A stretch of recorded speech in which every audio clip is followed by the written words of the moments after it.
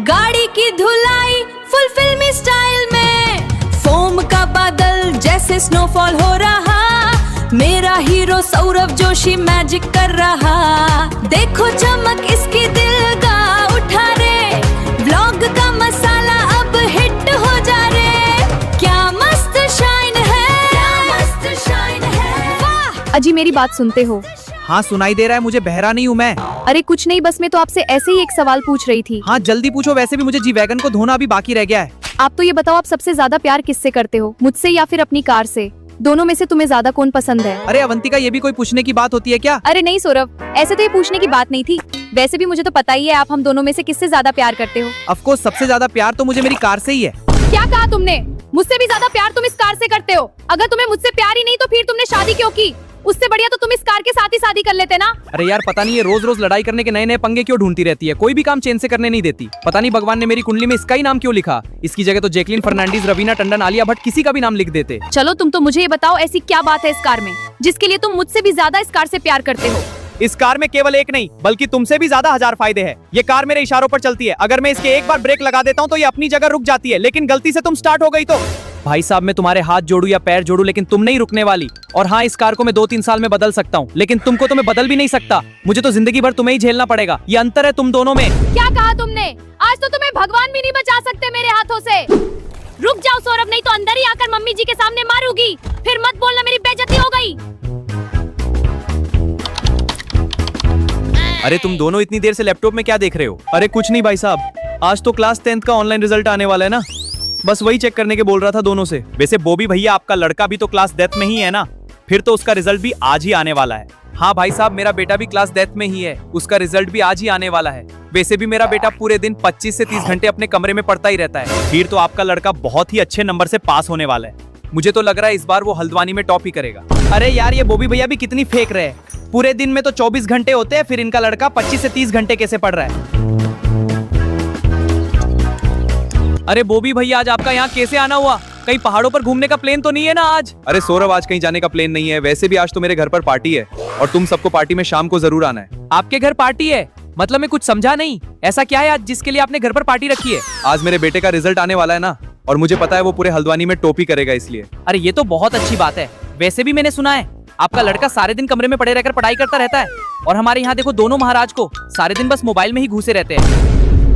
हाँ सौरभ, सही कहा तुमने, वैसे भी ये दोनों सारे दिन केवल मोबाइल में ही घुसे रहते हैं। अगर आज गलती से भी पीयूष के कम नंबर आए तो मेरी थाईलैंड वाली बेल्ट से दोनों का अच्छी तरह स्वागत करूंगा। अरे पीयूष, क्या हुआ, इतना टाइम क्यों लग रहा है? कहीं लैपटॉप में नेटवर्क नहीं आ रहे क्या? अरे बॉबी भैया, नेटवर्क तो लैपटॉप में पूरे आ रहे हैं, लेकिन कुछ देर में इन दोनों के नेटवर्क जरूर जाने वाले हैं। अरे इन दोनों के नेटवर्क देखने के लिए ही तो मैं इतनी दूर से आया हूँ। आज तो पूरा कार्यक्रम देखकर ही घर जाऊंगा। अरे रुको, रिजल्ट देखने से पहले तेरी आरती उतार लेती हूँ, जिससे माता रानी तुझे पास कर दे।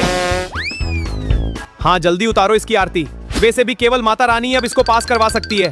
अगर ये गलती से भी फेल हुआ तो मैं उतारूंगा फिर इसकी अच्छी तरह से आरती। अरे सुनती हो, मैं अभी किसी काम से सौरभ के घर आया हूँ, तुम तो एक काम करो, अपने घर के बगल में कल्लू हलवाई वाला है ना, उसके पास जाकर 10 किलो मिठाई घर ले आओ, मैं भी कुछ देर में घर पहुँच रहा हूँ।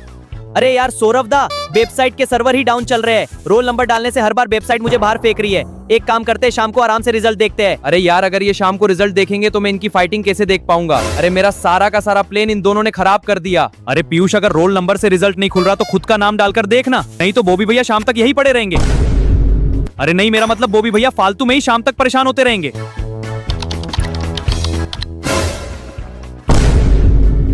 अरे तुम दोनों एकदम से कैसे शांत हो गए? रिजल्ट खुल गया क्या? अरे पीयूष नाम से तो खुल गया होगा ना रिजल्ट। अब जल्दी से बता, रिजल्ट में कितने नंबर आए तेरे? वैसे भी अब मुझसे बर्दाश्त नहीं हो पा रहा है। अरे सौरभ दा, रिजल्ट तो खुल गया है, लेकिन आप मेरे नंबर सुनकर शौक मत हो जाना। मेरे क्लास 10th के रिजल्ट में 99 नंबर आया है। अरे बॉबी भैया कैसे बेहोश हो गए? अरे पापा जी, पीयूष के नंबर सुनकर बॉबी भैया बेहोश हो गए। वैसे भी इतनी देर से अपने बच्चे के बारे में बताकर बहुत स्टाइल मार रहे थे, लेकिन पीयूष ने एक बार में ही बॉबी भैया को गोभी भैया बना दिया। अरे सौरभ, तू तो जल्दी से पानी लेकर आ। अरे सौरभ, मुझे पीयूष पर बिल्कुल भी विश्वास नहीं है। तू खुद लैपटॉप हाथ में लेकर रिजल्ट चेक कर, तब सही पता चलेगा। विद्यार्थी का नाम पीयूष जोशी, अंग्रेजी में 100, हिंदी में 100, गणित में 100, विज्ञान में 99, सामाजिक विज्ञान में 100, टोटल नंबर 99। अरे कुणाली, तूने एग्जाम की कॉपी में ऐसा क्या लिख दिया जिससे तेरे इतने ज्यादा नंबर आ गए? तूने तो पूरे हल्द्वानी में टॉप कर दिया। चलो पीयूष का रिजल्ट तो देख लिया, अब आपके लड़के का रिजल्ट भी निकाल कर देखते हैं, फिर एक साथ दो पार्टी हो जाएगी। हाँ सौरभ, अब मेरे बेटे का रिजल्ट भी निकाल कर देखते हैं, फिर पता चलेगा कौन हल्द्वानी में टॉप पर आया है। वैसे भी इस डफोल के 100 में से 99 नंबर आए, तो मेरे बेटे के कम से कम 100 में से 100 नंबर तो आ ही होंगे। चलो ठीक है बॉबी भैया, आप तो रोल नंबर बताओ। लिखो रोल नंबर 94300597।